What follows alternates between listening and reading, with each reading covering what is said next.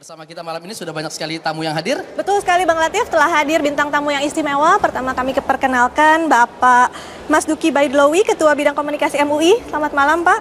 Kemudian Bapak Hermawan, Waalaikumsalam. Bapak Hermawan Sulistyo, pengamat intelijen. Selamat malam Pak. Kemudian Bapak Muhammad Syafi'i, Ketua Anggota Dewan Penasehat Partai Gerindra. Selamat malam Pak. Waalaikumsalam. Dan Bapak Panggi Sarwi Caniago, pengamat politik Vox Populi Center. Selamat malam Pak. Ya, dan di sebelah sini ada Kombes Awi Setiono, juru bicara Polda Metro Jaya. Selamat malam Pak Awi. Kemudian ada Bung Yose Rijal, pengamat sosial media. Dan di sana ada Bung Muhammad Isnur dari LBH Jakarta. Ada 7 tamu malam ini. Mudah-mudahan spesial, mudah-mudahan nanti bermanfaat bagi pendengar sekalian, pemirsa sekalian. Dan malam ini tema polemik kita apa? Menakar potensi makar. Silakan Bang Latif. Oke. Terima kasih Dea. Sebelum kita mulai, saya perkenalkan tamu kita yang baru datang, Bung Juhairi Misrawi, intelektual muda Nahdlatul Ulama. Selamat malam Gus. Selamat malam. Ya, dia ketua Asparagus, Asosiasi Para Gus-Gus. Saya langsung ke Pak Awi dulu pertama. Pak Awi, unjuk rasa besok itu seperti apa? Apakah akan ada atau tidak 25 November itu? Terima kasih. Sampai saat ini memang belum ada pemberitahuan kepada kepolisian, baik dari tingkat Polres sampai ke Polda ya. Tadi sekitar pukul 17.00 langsung kami konfirmasi kepada Dirintel Kampolda Metro Jaya terkait dengan kegiatan besok, sampai sekarang masih belum ada konfirmasi pemberitahuannya. Oke, tapi sebelumnya Pak Kapolri bilang tanggal 25 November akan ada unjuk rasa besar yang berpotensi makar. Unjuk rasa yang mana yang dimaksud sebetulnya? Oke, sesuai dengan perkiraan intelijen memang demikian. Ada pihak-pihak yang sudah menyusun rencana-rencana tersebut. Namun demikian kita juga tidak bisa underestimate karena memang rencana-rencana tersebut tentunya juga akan bisa berkembang di suatu saat, atau mungkin karena memang undang-undang kita kan terkait dengan kemerdekaan, menyampaikan pendapat di muka umum juga terkait dengan pemberitahuan ini tidak ada semacam sanksi yang tegas. Namun demikian kemerdekaan dijamin oleh undang-undang, sehingga apapun yang terjadi, kalaupun besok mereka akan turun ke lapangan dalam artian melaksanakan demo, kepolisian punya kewajiban moral untuk melakukan pengamanan, karena di sana ada kegiatan, tentunya juga di sana juga ada masyarakat yang juga perlu kita amankan, dan semua pihak juga perlu kita amankan, sehingga kita tetap di tengah-tengah. Kalaupun nanti sewaktu-waktu terjadi atau akan dilaksanakan demo pada tanggal 25, tentunya kita akan tetap melindungi, mengayomi, dan melayani. Tidak ada pemberitahuan tapi diketahui bakal ada potensi makar. Apakah karena ada pernyataan Kapolri ada potensi makar tersebut sehingga kemudian tidak ada yang berani mengajukan izin untuk unjuk rasa?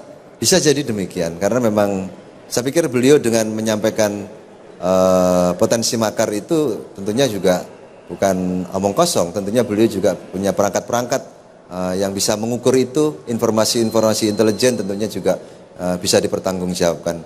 Kemungkinan dengan kita melakukan kegiatan-kegiatan preemptif seperti Bapak Kapolda kemarin membuat maklumat tentang bagaimana menyampaikan pendapat di muka umum itu, tentunya itu sebagai warning juga pada mereka bahwasanya kita juga sudah siap mengantisipasi itu. Oke, baik.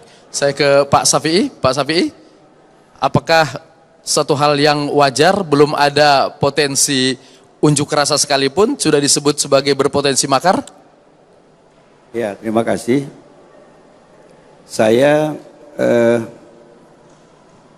ingin menyampaikan bahwa persoalan ini kan sebenarnya sangat sederhana. Persoalan penegakan hukum. Secara telanjang sebenarnya pihak kepolisian melakukan diskriminasi penegakan hukum di NKRI.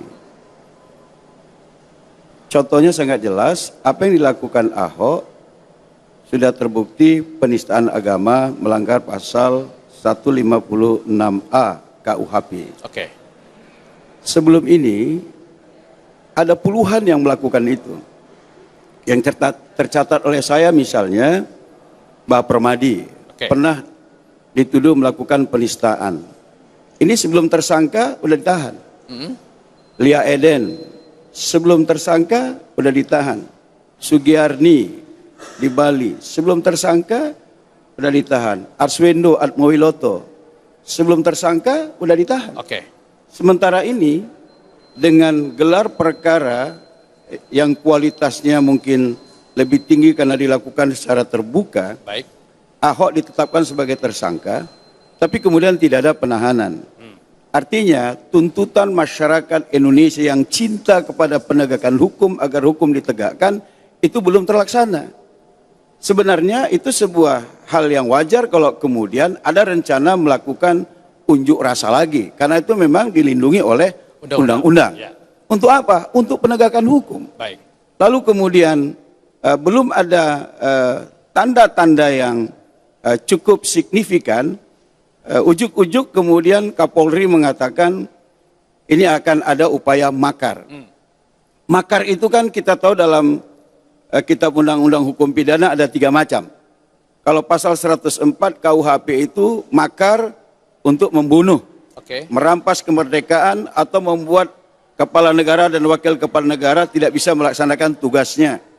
Kalau di pasal 106 KUHP, makar itu berusaha memisahkan seluruh atau sebagian wilayah dari NKRI. Baik. Atau kalau di pasal 107 ingin menggulingkan pemerintahan dengan cara-cara tidak sebagaimana mestinya. Oke. Ini kan bukan pekerjaan yang bukan pekerjaan yang ringan. Ini membutuhkan perencanaan dan tidak bisa tidak harus ada kekuatan angkatan bersenjata di sana. Tapi kalau yang disebut sebagai potensi, apakah memang tidak boleh diredam sejak awal?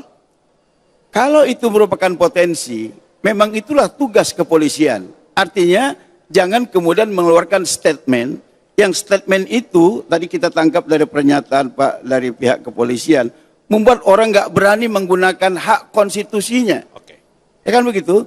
Ya kalau memang ada potensi seperti itu, seperti Undang-Undang Nomor 2 Tahun 2002 Pasal 13, ya tugas kepolisian Untuk menjaga ketertiban dan keamanan, penegakan hukum, mengayomi, melayani dan sebagainya. Baik. Itu ya tingkatkan pengamanan, lakukan pengamanan, jangan kemudian buat statement Ya. yang menakut-nakuti rakyat menggunakan hak konstitusinya. Artinya pernyataan itu Sangat berlebihan, berlebihan. menurut saya sangat Baik. berlebihan. Oke. Sangat Saya berlebihan. ke Mas Kiki, kalau disebut bahwa pernyataan Kapolri tersebut akan ada potensi makar sebagai bagian dari antisipasi saja, itu satu hal yang sah? Jadi kalau menurut undang-undang tadi disebutkan itu betul. Tapi kalau dari kacamata real politik dan dari kacamata teori, makar itu jenisnya bisa kudeta. Kudeta itu penggulingan kekuasaan oleh militer. Nah, bisa juga, ini saya tidak merujuk pada KUHP, tapi merujuk pada teorinya. Kudeta konstitusional. Jadi House, DPR atau MPR itu secara kolektif lalu menggulingkan presiden. Ini ibaratnya begini, kita ada 20 orang di sini. Ya. Lalu kita tanya, ini dinding warnanya apa putih? Saya berkomplot dengan 12 teman saya, mari kita voting. Kita bilang aja ini warnanya merah dindingnya. Padahal putih. Padahal putih. Oke. Yang terjadi akan merah, karena kita sebut merah.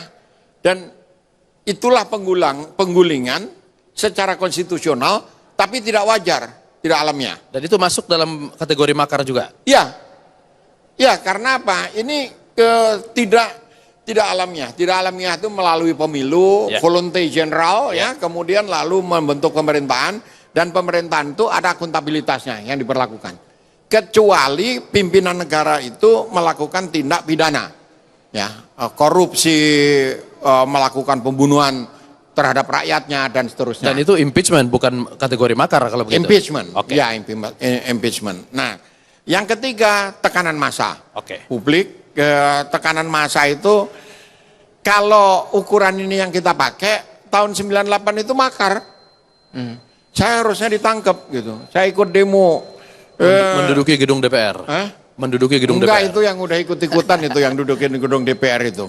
Dari awal itu kategorinya makar. Sehingga ada 8 orang teman saya yang sudah ditetapkan sebagai tersangka makar. Pada awal reformasi 98 itu diperiksa di Barreskrim, ditetapkan sebagai tersangka, dan kita semua minta ditetapkan semuanya aja dari tersangka. Gitu. Karena apa? Kalau tekanan massa, maka makin banyak jumlahnya itu makin kuat tekanannya. Dan catat baik-baik, kalau untuk tentara, kudeta, kita tidak punya tradisi itu, satu. Yang kedua, hanya 3 unit yang bisa melakukan kudeta di Indonesia, secara teoretik. Apa itu? Itu Kopassus, Kodam Jaya, dan Kostrad. Dan tidak ada 3-tiganya sama sekali indikasi ke arah sana. Nah, artinya apa? Kalau angkatan bersenjata. Kalau Kapolri menyebut ada potensi makar, maka hanya tipe ketiga yang dirujuk. Tipe ketiga itu apa? Merujuk pada tanggal 4 November kemarin, bisa sebanyak itu. Tekanan massa berarti. Karena ada alasannya. Oke. Sekarang alasannya ada nggak? Ini kalau jadi, tanya nih Pak Awi nih, besok polisi bisa tidur di rumah. Kasusnya udah di kejaksaan, silahkan demo kejaksaan, kan gitu. Oke, baik. Nah, secara teoretik saya membayangkan, kalau tiba-tiba Ahok ini disadarkan, lalu dia mempelajari Islam secara cepat, dia jadi mualaf masuk Islam, masih ada demo nggak? Kalau judulnya penegakan hukum pasti tetap ada. Iya. Kalau Kan, penegakan hukum. itu kan hipotetis juga, ya belum tentu ada. Nah, inilah yang dilihat oleh Kapolri, bahwa ini sebetulnya polisi udah memproses, kok masih desek-desek terus, berarti ada kepentingan yang lain. Ada kepentingan kan, gitu. politik, baik. Nah itu nggak tahu, saya tanya yang polisi itu, kan Nanti, tahu nggak gitu. Habis ini akan ditanya Dea ke Pak Awi, tapi kita break dulu Dea. Baiklah pemirsa, polemik mengenai menakar, potensi makar akan kembali.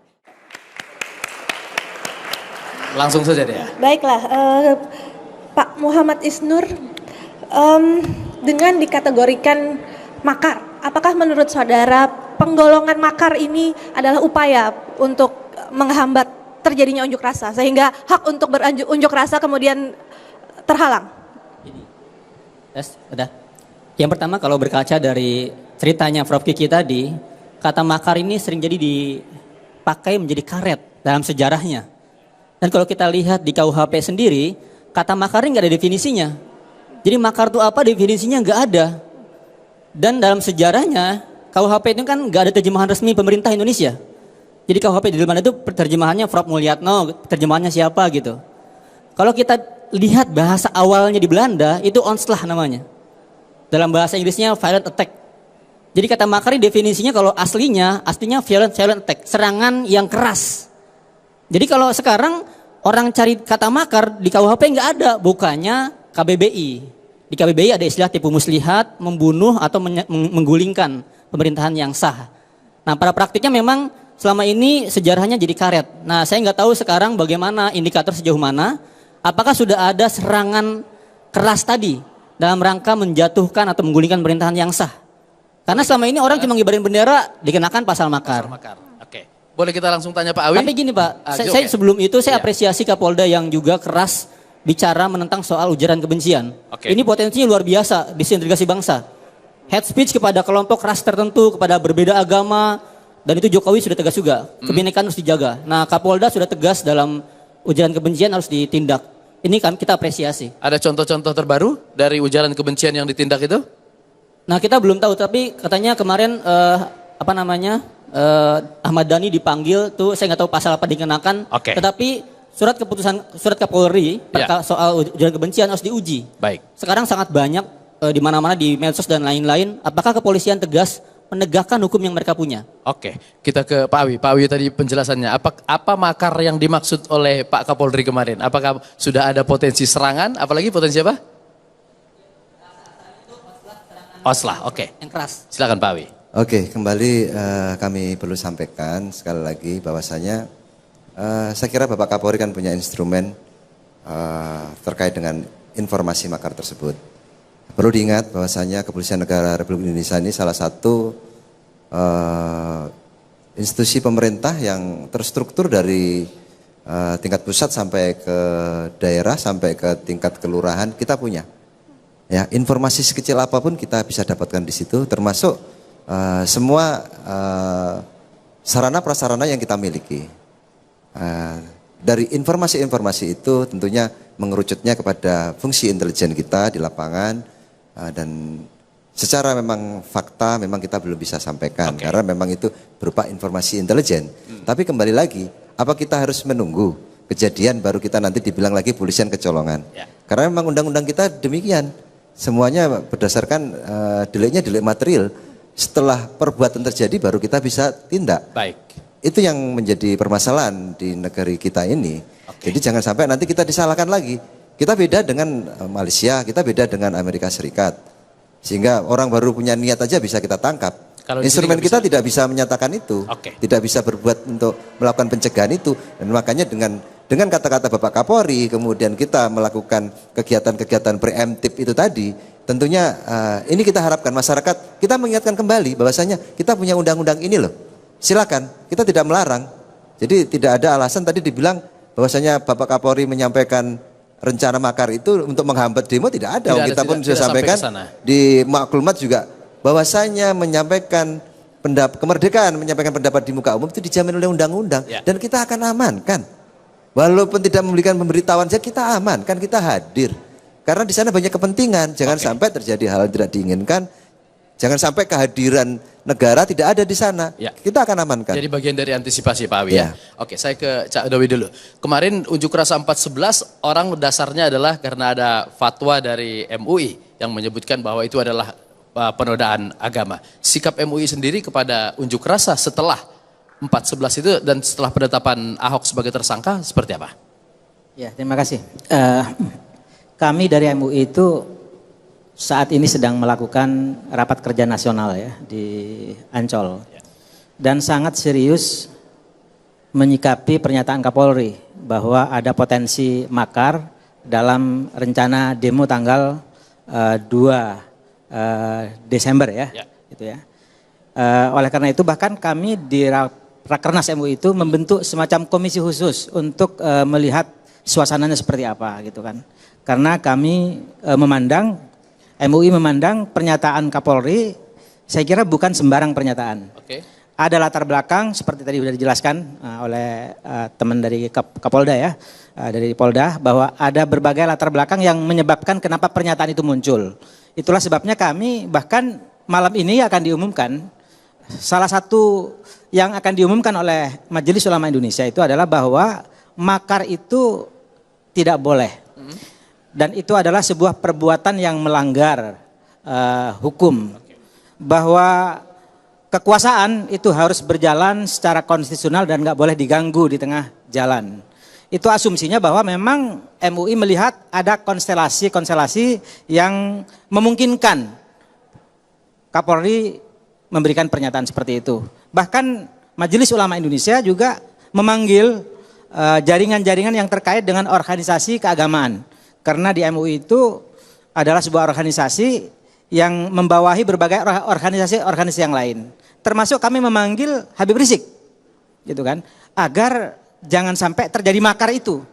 Nah, ternyata dari berbagai pernyataan mereka yang punya kehendak demo itu, walaupun MUI terus terang menyatakan sebaiknya nggak usah demo, gitu kan, jangan demo, jangan, sudah dinyatakan oleh MUI. Dari hasil konfirmasi itu semuanya, umat Islam yang rencana berdemo itu tidak ada sekalipun niat makar di situ.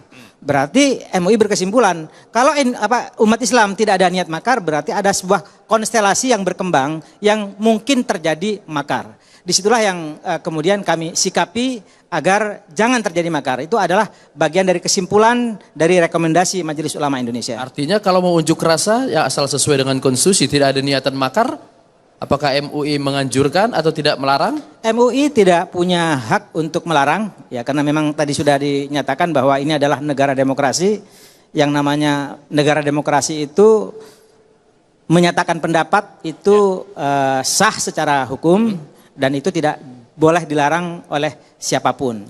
Tetapi seperti yang sudah kami rilis bahwa sebaiknya memang kalau bisa dalam negara demokrasi itu untuk menyatakan pendapat tidak lewat demo, tapi bisa lewat berbagai jurusan-jurusan yang ada di dalam pemerintahan kita, baik itu eksekutif, baik itu legislatif ataupun yang lain. Artinya ketika sekarang sudah ada penanganan hukum oleh kepolisian, kita tunggu sama-sama, tidak usah turun ke jalan lagi melakukan tekanan-tekanan politik. Kami tidak bisa melarang terhadap teman-teman umat yang lain yang menginginkan demo tanggal 2 Desember. Kami tidak punya hak untuk melarang itu. Baik, oke ya. Sedikit Bang, kalau mengenai MUI sendiri, apakah mungkin akan memberikan fatwa atau pendapat keagamaan mengenai makar itu dilarang? Bagaimana Bapak?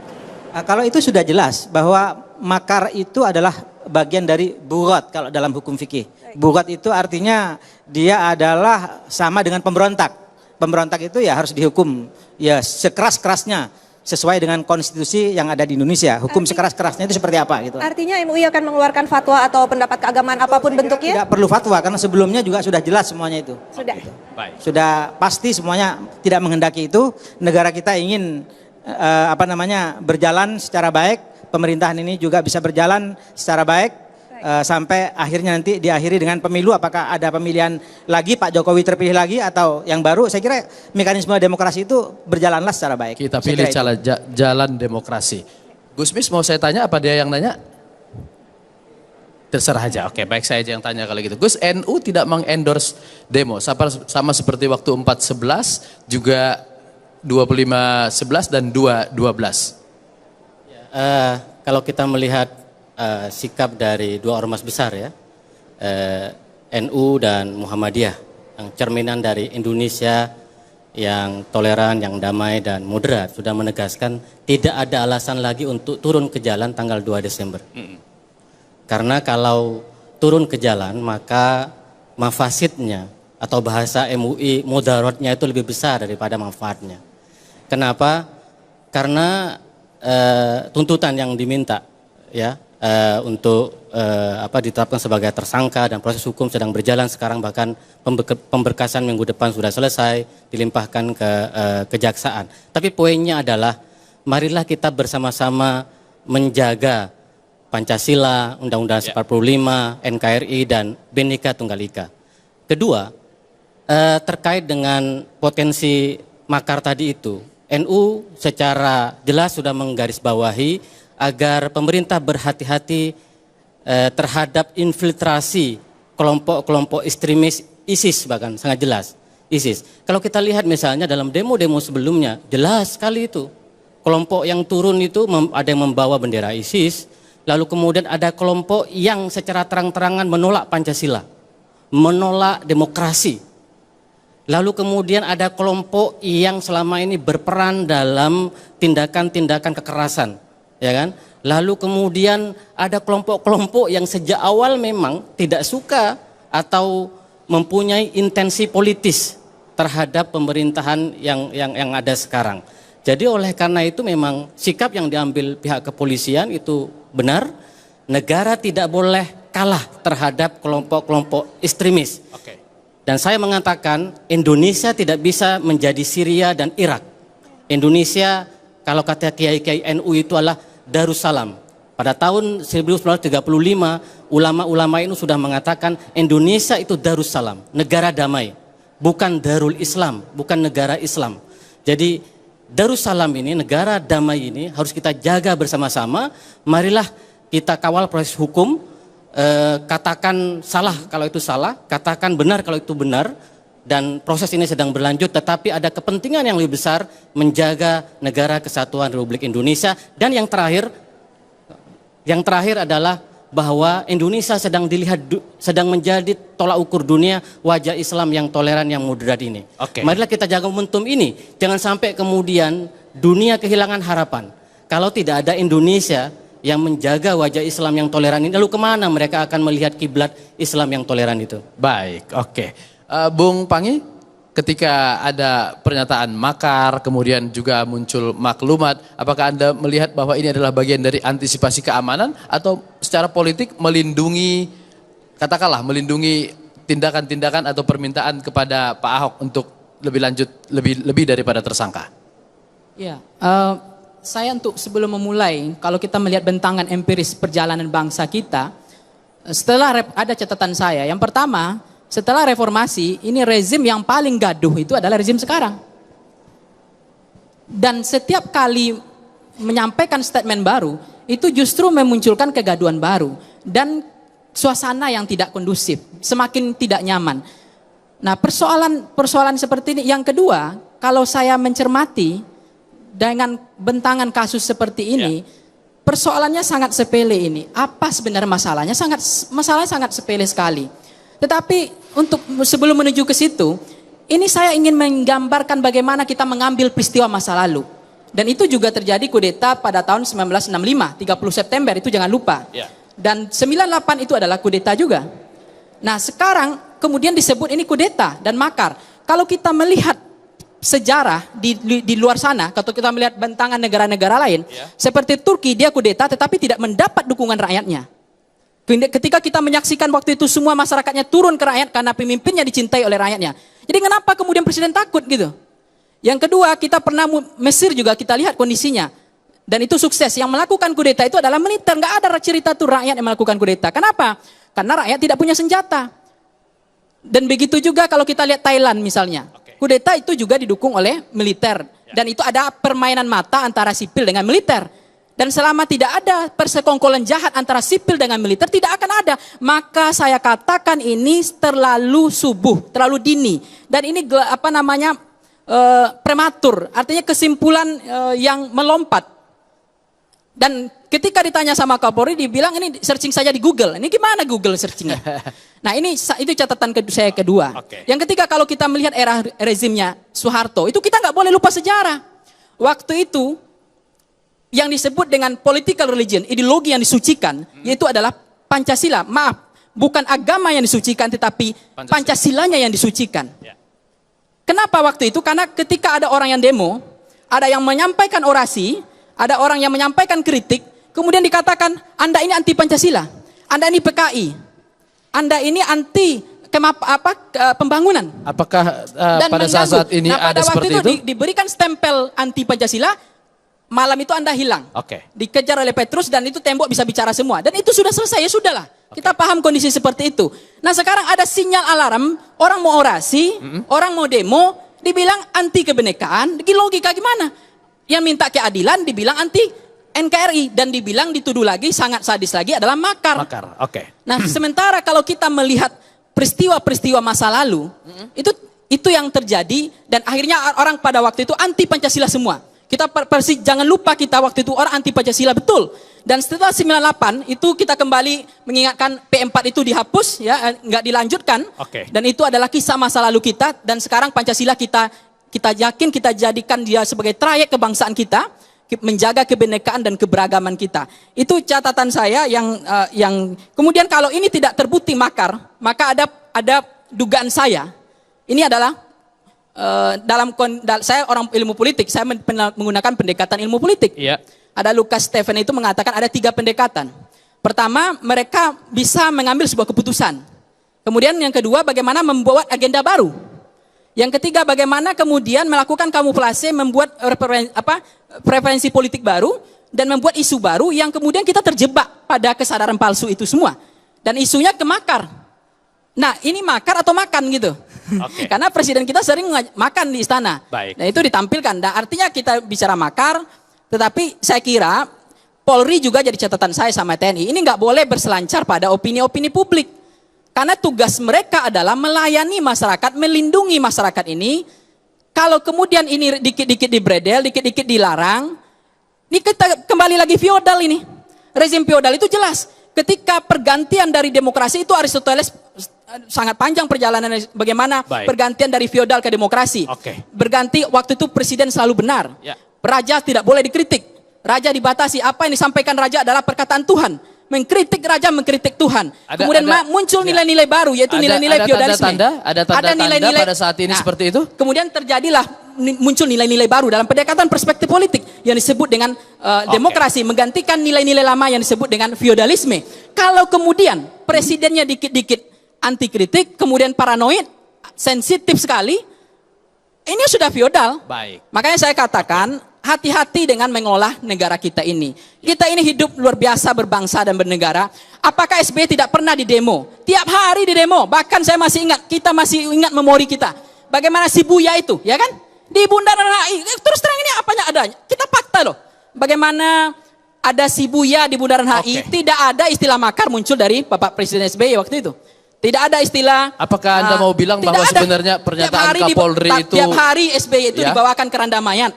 Setiap hari Bapak SBY itu dibawakan bakar-bakar ban. Tiap hari, tetapi tidak ada satu kata pun yang muncul dari Presiden waktu itu menyebut makar dan kudeta. Apakah pernyataan Kapolri ini juga merupakan cerminan bagaimana Pak Jokowi memandang unjuk rasa tersebut? Ya, saya minum dulu Pak. Ini terlalu semangat saya nih. Kalau gitu kita break dulu begitu. Ya, Dea, kita break dulu. Pemirsa, kita akan kembali lagi polemik sidang Kamis Court.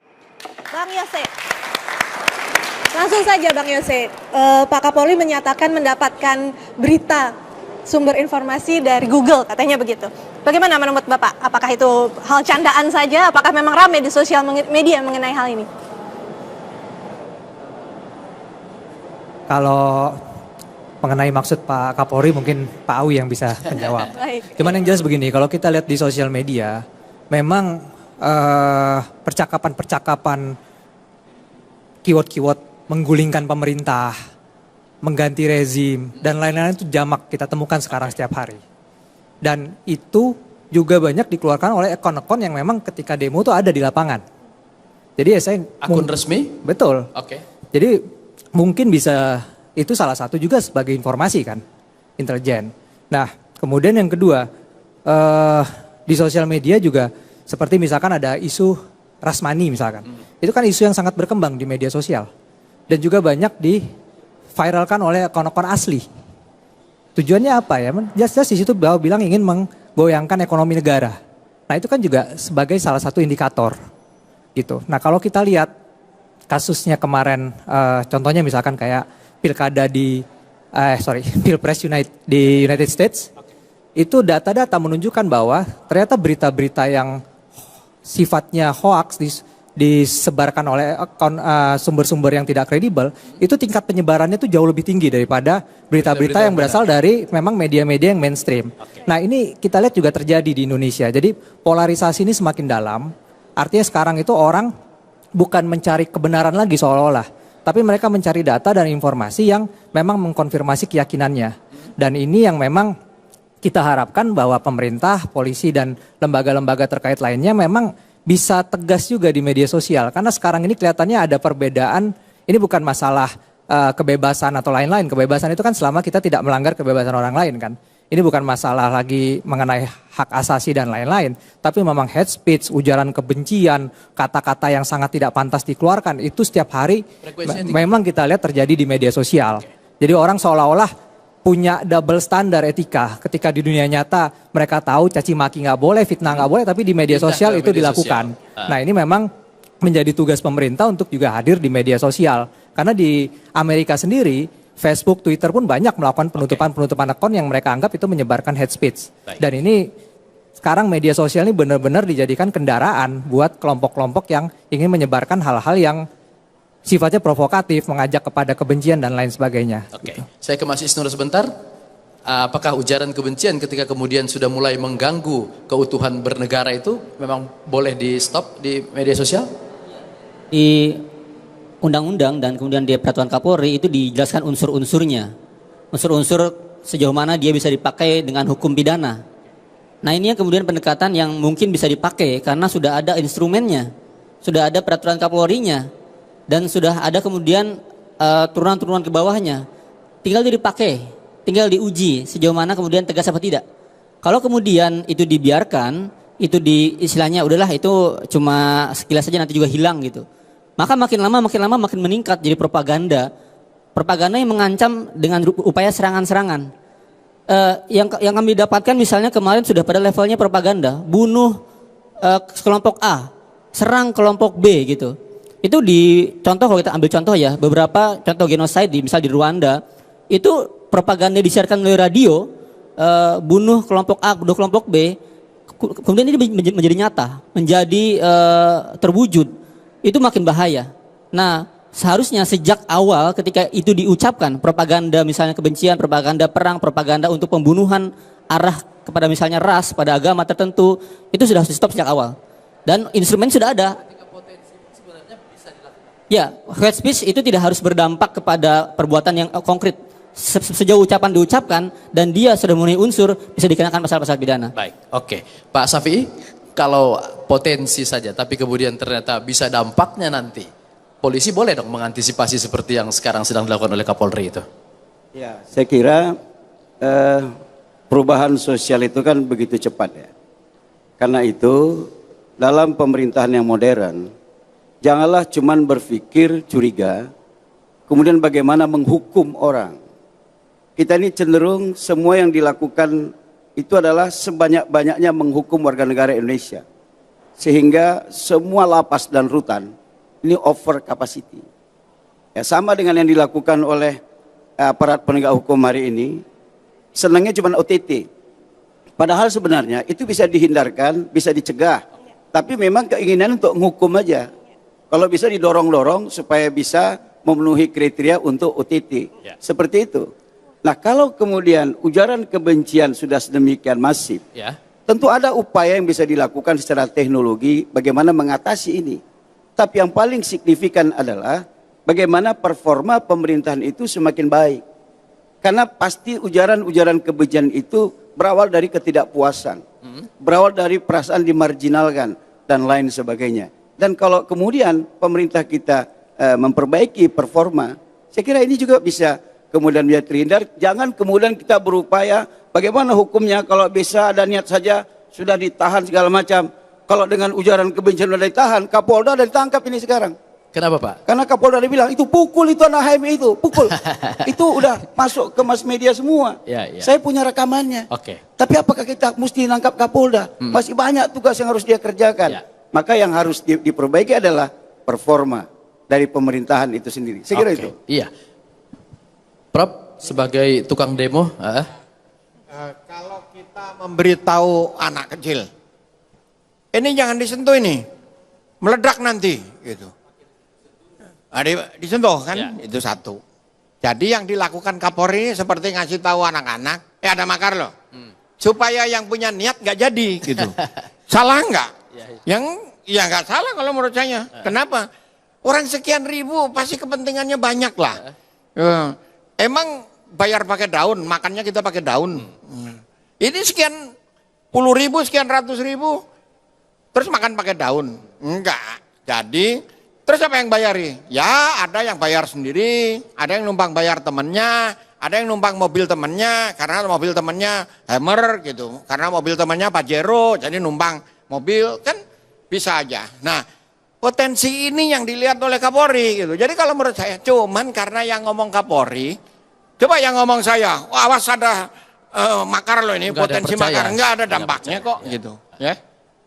Artinya sebenarnya Kapolri harus berhati-hati ketika mengeluarkan karena bisa menimbulkan ketakutan di tingkat masyarakat. Enggak, kenapa harus hati-hati? Yang harus hati-hati itu masyarakat. Sekarang jangan baca sosmed 3 hari, tenang kok Republik ini, jangan baca.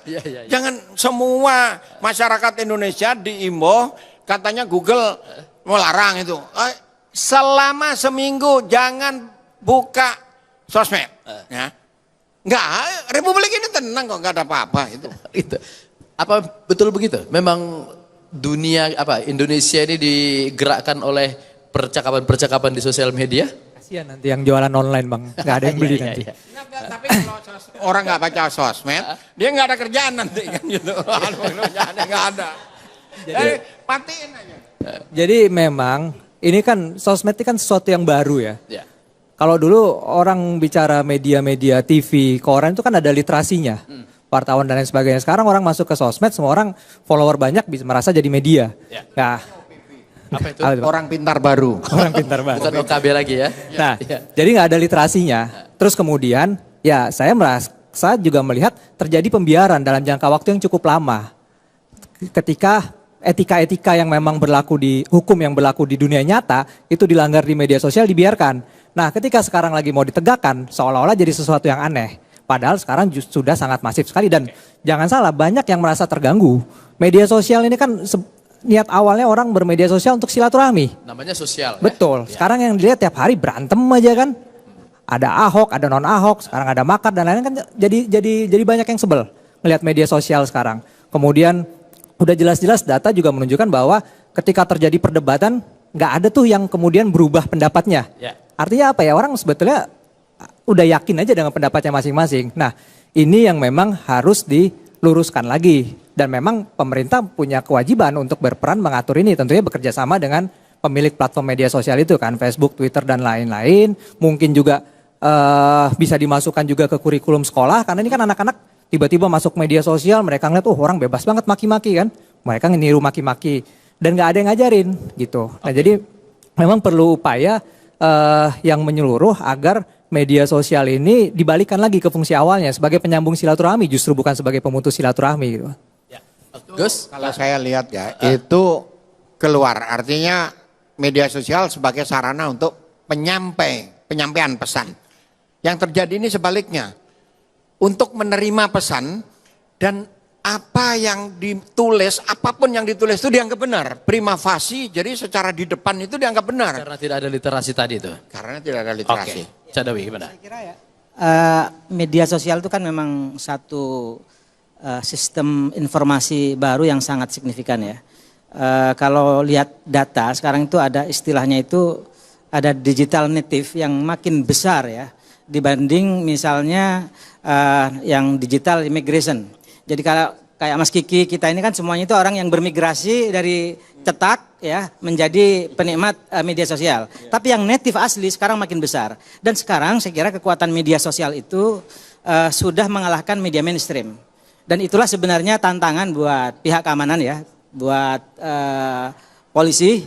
Karena paradigmanya berubah dengan cepat, sementara hukumnya di dalam respon ini lambat. Ini saya kira juga menjadi tantangan kita dan ketepatan kami di Majelis Ulama Indonesia sedang mengkaji tentang mengenai media sosial itu. Karena kami juga sering dibully oleh media sosial, oleh cyber media.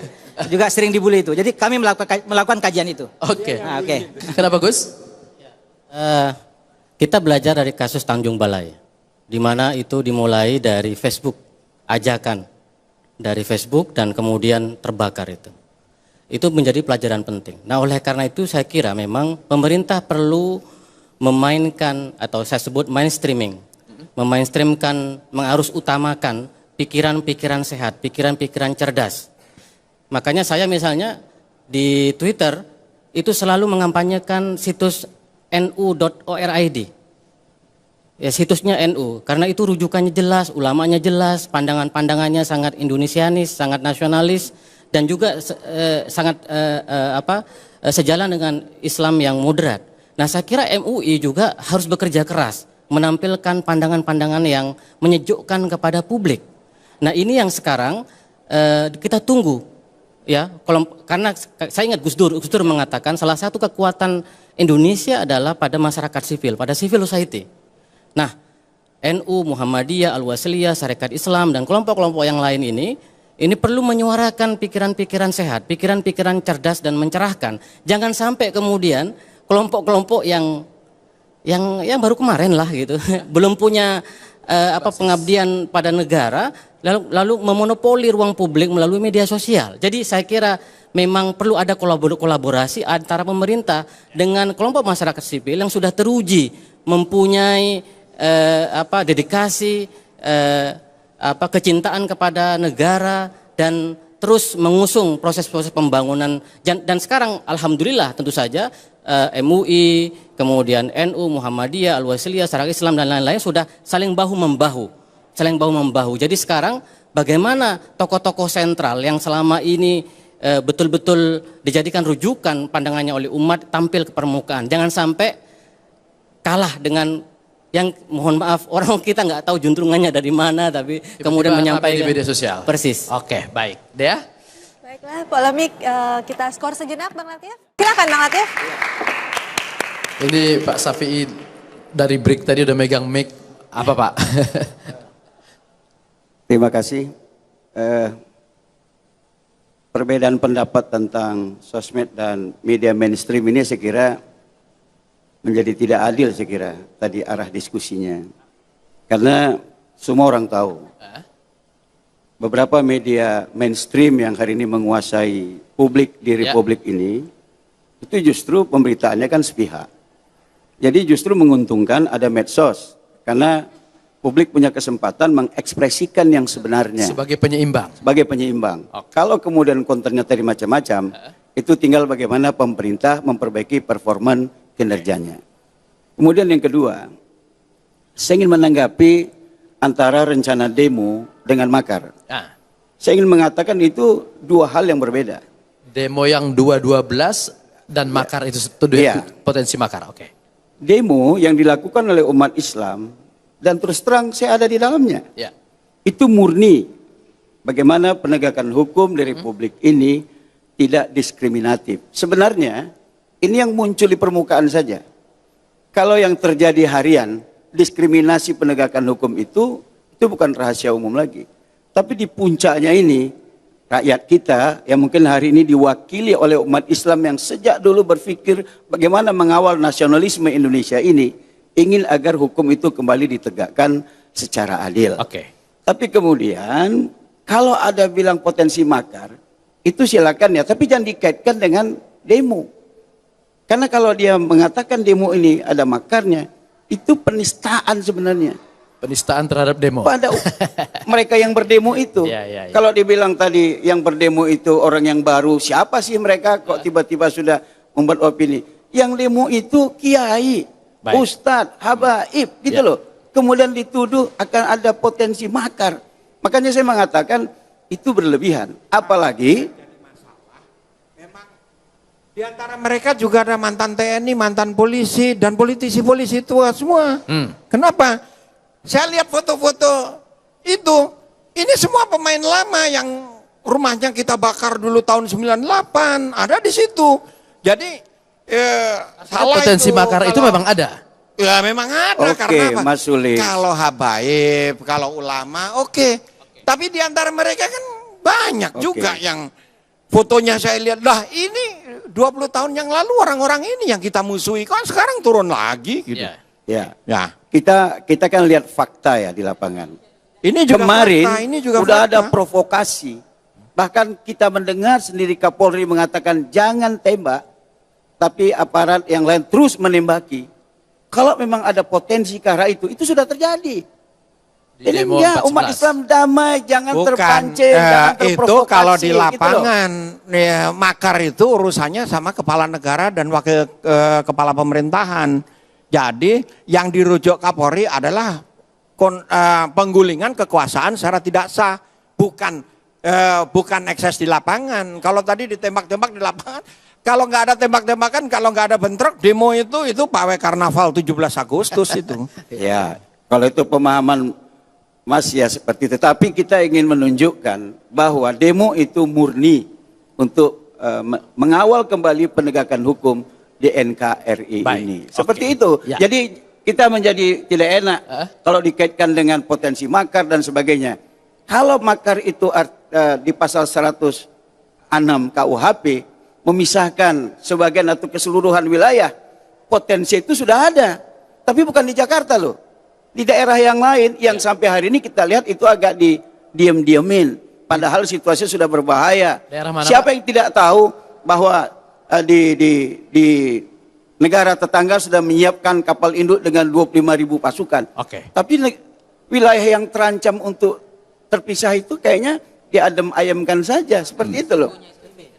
Saya kira begini, apa yang dikemukakan oleh Mas Kiki itu yang menyambung Pak Syafi'i tadi itu menarik ya. Bahwa umat Islam berdemo, ada ustadz, ada habaib, ada para tokoh-tokoh Islam, itu nggak masalah. Yang masalah itu adalah di balik itu yang pengikutnya aktor seperti yang diduga berarti oleh ada Pak aktor Jokowi. kan. Nah kalau soalnya aktor, maka ini kan persoalannya lain. Jadi saya kira yang penting angle-nya itu duduk soal sebenarnya di balik demo itu siapa?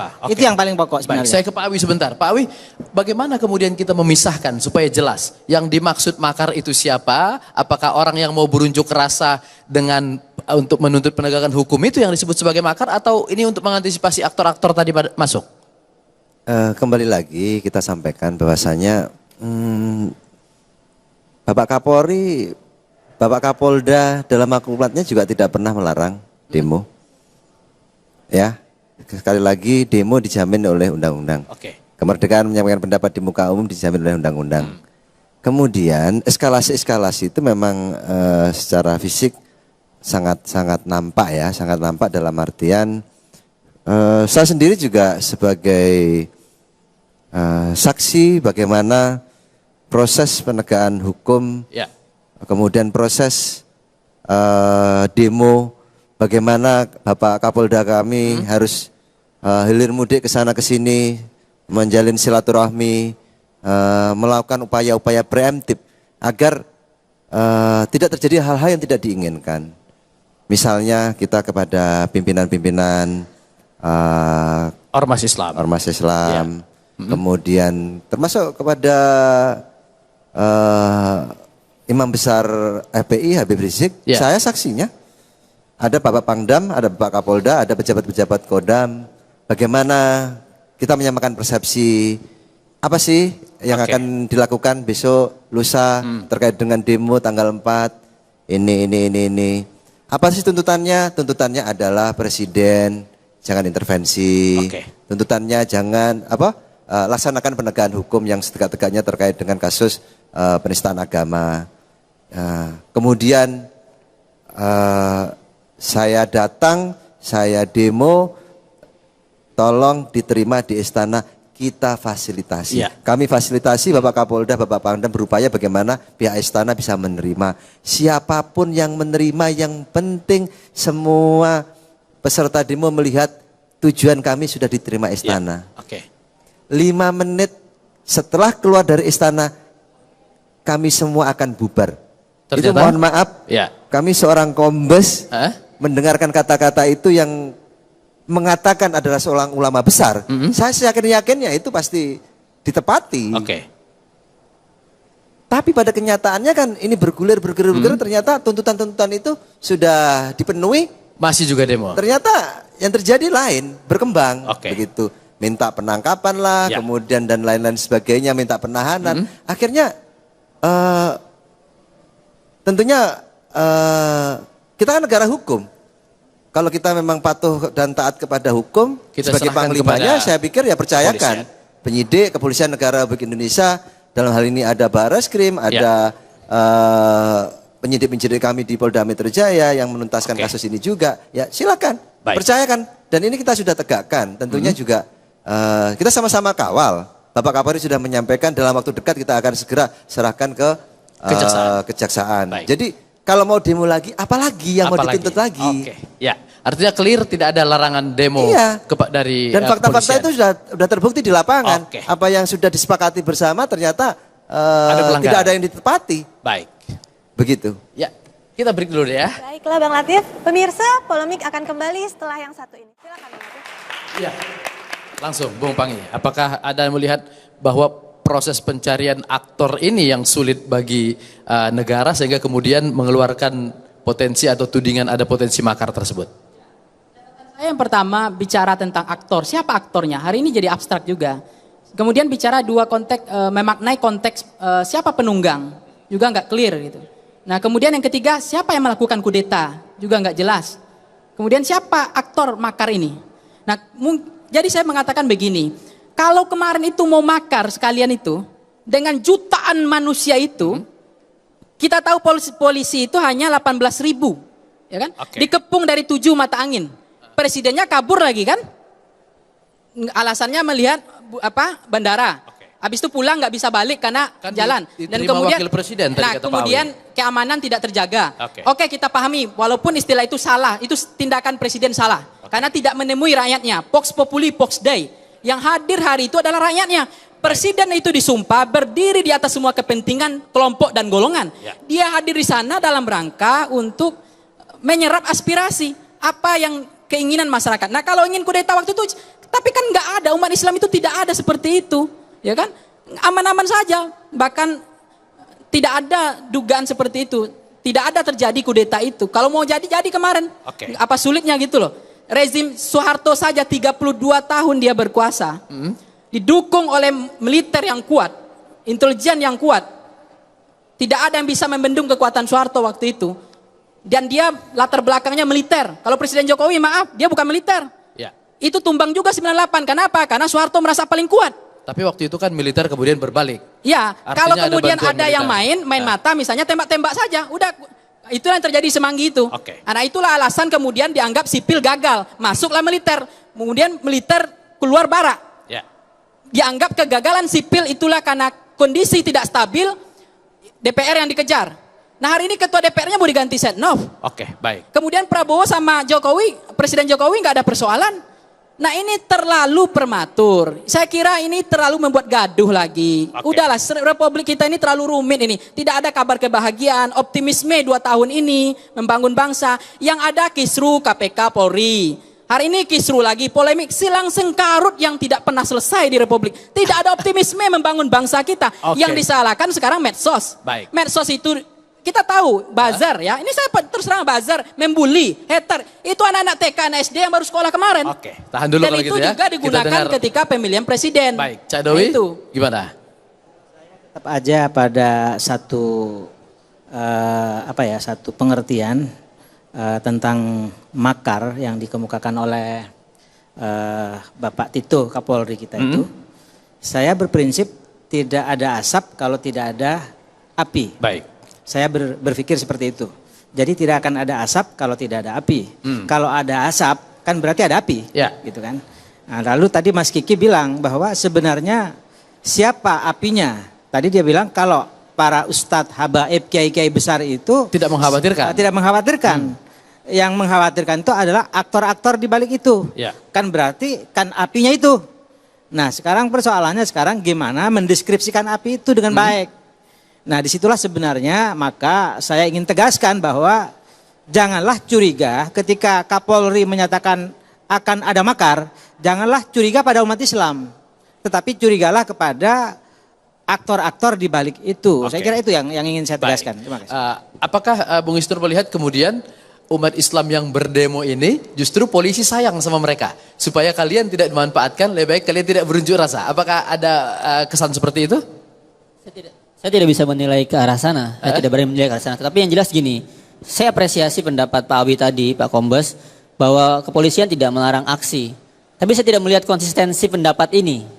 Di beberapa statement ada beberapa kali saya lihat, saya baca, ada semacam sindiran secara tidak langsung gitu. Ini kalau aksi tujuannya berbeda. Dalam bahasa lain ini menyindir, Anda nggak boleh aksi deh, kalau aksi berarti tujuan berbeda.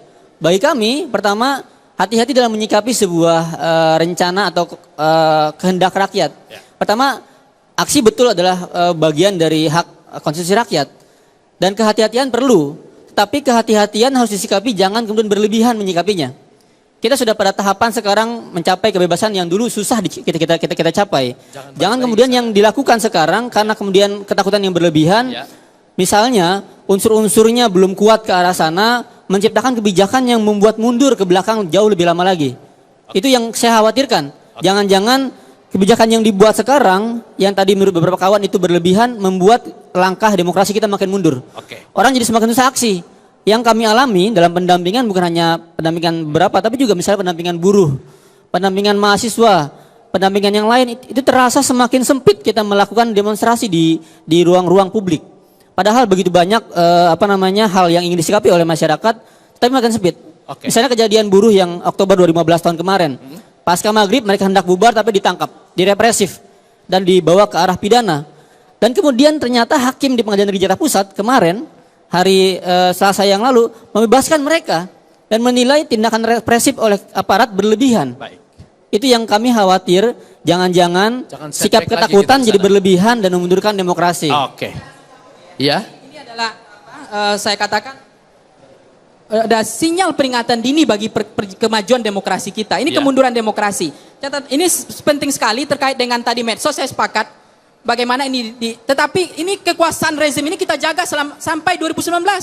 Karena energi bangsa kita itu habis dan ini luar biasa pertaruhannya. Artinya Jadi dikritik tapi tetap kita sama untuk menjaga. Tidak kemudian paranoid ya. Tidak kemudian maha sensitif. Radarnya itu maha sensitif. Dan kita komitmen ini menjaga rezim ini sirkulasi elit sampai 2019. 2019. Baik. Kita berikan Oke. hukuman rakyat 2019. Apakah ini pantas Dipilih atau dilanjutkan tidak? atau tidak? Oke. Terlalu besar pertaruhan kita Ya. kemudian dan hukuman kudeta tidak main-main loh. Tanya sama Pak Polri. Hukuman mati dan apa hukuman yang kedua? Seumur hidup. Baik. Dan Oke. tidak main-main hukumannya. Saya ke Jadi, Pak Kiki dulu. harus Pak Kiki, dijaga jangan-jangan negara ini kita tidak berujung tudingan-tudingan ini karena kita tidak tahu siapa aktornya. Mas Kiki bisa memetakan? Itu kura-kura dalam perahu. Kenapa? Semua tahu kok. Cuman gak berani ngomong itu hanya. Apalagi yang ngomong Kapolri nanti heboh, roboh. Ya. Jadi kalau menurut saya optimis bangsa ini sudah melewati berkali-kali situasi yang jauh lebih kritis. Nah, supaya cepat tenang, mari sama-sama seminggu kita matikan HP kita, jangan buka sosmed. Jangan buka WhatsApp grup juga. WhatsApp jangan dibuka. Oke. Itu jangan dengerin OPB yang ngomong. Pasti aman. Aman. Oke. Aman. Pak Safi. Saya kira kesalahan yang mendasar yang telah terjadi di Republik ini adalah membangun konstruksi Islam itu seakan-akan berada di luar kebijakan pemerintahan. Jangan dilupakan bahwa Republik ini merdeka itu heroik dengan kalimat-kalimat tauhid. Dan 4 konsensus dasar kehidupan berbangsa, Pancasila, pure adalah hadiah dari umat Islam. Karena the founding father kita pada puncak kesepakatan itu adalah Piagam Jakarta. Tapi ketika esok hari tanggal 18 Agustus, 1 hari setelah proklamasi hendak diresmikan, umat Islam mencoret 7 kata. Demikian juga dengan Undang-Undang Dasar 1945. Itu presiden harus orang Indonesia asli yang beragama Islam. Lagi-lagi umat Islam mencoretnya. Pure, bukan dicoret oleh umat lain. Kemudian soal NKRI. Sayangnya, tidak dibesarkan dalam sejarah bagaimana Mr. Safruddin Prawira Negara bisa dengan legowo memegang sementara kekuasaan kepresiden di Padang. Dan setelah Bung Karno dan Bung Hatta dibebaskan, ini dikembalikan dengan damai. Soal kebinekaan yang selalu dituding umat Islam tidak siap menerima perbedaan dan segala macam. Coba lihat di daerah yang mayoritas Islam. Semua yang berbeda bisa hidup dengan aman dan damai. Tapi di daerah yang mungkin tidak mayoritas Islam, ini yang kayaknya sulit terjadi kebinekaan. Jadi saya kira jangan diputarbalikkan fakta seolah-olah Islam ini berhadapan dengan pemerintahan. Inilah yang terjadi. Sebagusnya konstruksi yang dibangun hari ini, rangkullah umat Islam. Supaya apa? Indonesia akan maju dan sejahtera. Karena nasionalisme umat Islam Indonesia tidak diragukan lagi. Amin. Pak Awi, Ya. itu sudah banyak langkah yang dilakukan Polri untuk mengamankan Indonesia. Bagaimana selanjutnya untuk mencegah hal-hal yang tidak diinginkan? Terima kasih. Dengan kejadian 4 November kemarin tentunya kita menjadi evaluasi yang besar terhadap jajaran Polda Metro Jaya untuk mengantisipasi pengamanan-pengamanan selanjutnya. Terkait dengan perkuatan, kemudian cara-cara bertindak kita di lapangan, bagaimana kekuatan massa yang begitu besar, yang tidak tergugah, dan banyak massa-massa cair yang ada di Jakarta ini memang tidak sepenuhnya memang bukan datang dari seluruh Jakarta, tapi memang dari luar-luar daerah. Sehingga seluruh komponen yang ada di kepolisian ini, tadi yang kami sampaikan, Bapak Kapolri sudah memerintahkan seluruh jajaran untuk melakukan pemetaan, melakukan kegiatan-kegiatan preemptif secara masif seluruh jajaran, sehingga memberikan gambaran yang jelas kepada masyarakat bahwasannya ini yang terjadi. Negara kita ini sekarang begini, kemudian jangan sampai juga nanti masyarakat juga ikut-ikutan melaksanakan atau ikut demo yang tidak tahu apa sebenarnya tujuannya ini. Gitu. Yang tadi saya sampaikan, kalau memang tujuannya mau melaksanakan penegakan hukum, percayakan kepada Polri. Kita sudah melakukan penegakan hukum, tapi ya jangan dipaksakan. Jangan intervensi. Jangan intervensi. Baik. Tadi kan akhirnya kan dilematis. Sementara memerintahkan Presiden tidak melaksanakan intervensi, Malah di lain pihak dia yang mengintervensi kepolisian agar melakukan penahanan. Oke. Kita kan sudah di atas rel ini. Baik, Pak. Dan dasar-dasarnya Bapak Kapolri sudah saya disebutkan. Ya. Tentunya pada kesempatan ini ya saya tidak perlu sebutkan lagi. Masa harus diulang-ulang lagi? Pernyataannya itu saja. Baik, alasan hukumnya, alasan pasal-pasalnya sudah jelas kok. Baik. Ya. Baiklah, pemirsa, sidang polemik malam ini kami akhiri. Kita berharap apapun yang terjadi, penyampaian pendapat di muka umum tidak melanggar konstitusi.